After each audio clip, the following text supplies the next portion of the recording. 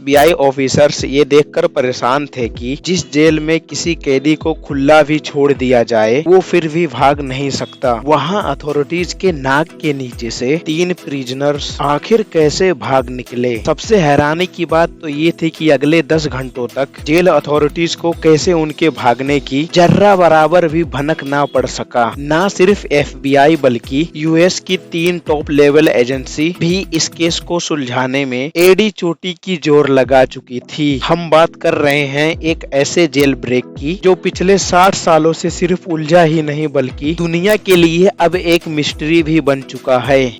Hello दोस्तों Pacific ocean में मौजूद ये छोटा आइलैंड है तो सिर्फ 22 एकड़ पर फैला हुआ, लेकिन यहाँ दुनिया के खतरनाक मुजरिमों को रखा जाता था। अल्कट्राज नाम से फेमस ये आइलैंड समुंदर में ही एक बहुत बड़े पत्थर पर बना हुआ है, इसीलिए इसको दी रॉक भी कहा जाता है। एक तो ये आइलैंड दूर दूर तक ओशन से घिरा हुआ है, दूसरा एक्स्ट्रा प्रोटेक्शन के लिए इसके किनारों पर 15 फुट ऊंची फेंस भी खड़ी की गई है। जेल चार्जेंट्स की 24/7 मॉनिटरिंग के साथ साथ, क्योंकि ये पैसिफिक ओशन की ओपनिंग में मौजूद है, तेज हवाएं, ऊंची लहरें इस आइलैंड को हमेशा घेरे रहती हैं। इन सब कंडीशंस को देखते हुए 1934 में इसको फेडरल प्रेजेंस डिक्लेयर कर दिया गया, जहां हद से ज्यादा सिक्योरिटी दी जाती थी।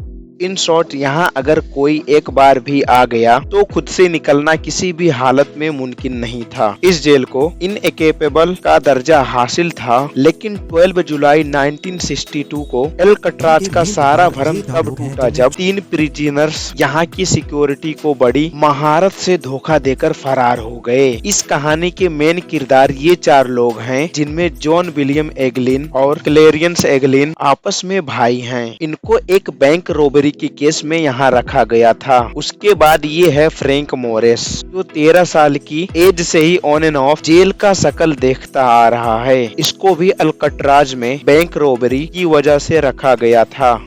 आखिर में ये है पेलन वेस्ट, जो पहले भी कई बार दूसरे जेलों से भागने की कोशिश कर चुका है, इसी वजह से मैक्सिमम सिक्योरिटी के लिए अल्कट्राज में रखा गया। एलन वेस्ट इस जेल में काफी अरसे से है, इसी वजह से इसको जेल के कंपाउंड के बारे में दूसरों से ज्यादा मालूम है। अल्कट्राज से भागने का आइडिया सबसे पहले 1960 में एलन वेस्ट ने ही अपने इन साथियों को बताया था। एलन ने जेल के ब्लॉक बी में एक लूप होल तलाश किया था, जहां से उनका भागना शायद किसी हद तक मुमकिन था। अब मसला है कि ये चारों लंच ब्रेक वगैरह में मिलते तो थे, लेकिन इनके सेल्स ब्लॉक बी में नहीं थे।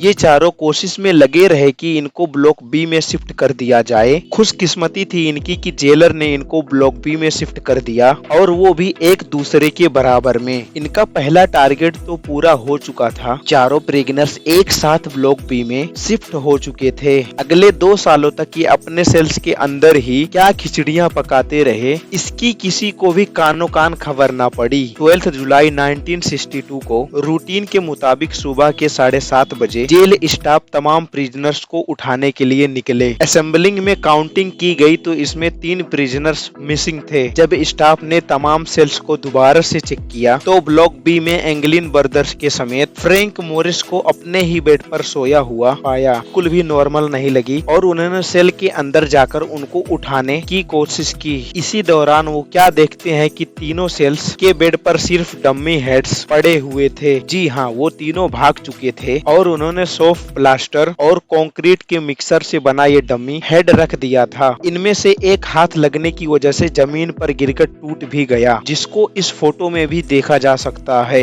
ये मंजर देखकर पूरे जेल स्टाफ का होश उड़ चुका था। उन्होंने ये समझकर कि प्रिजनर्स आइलैंड से बाहर तो जा नहीं सकते और पूरे आइलैंड की छानबीन शुरू तो कर दी, लेकिन कहीं भी उनका नामो निशान ना मिल सका।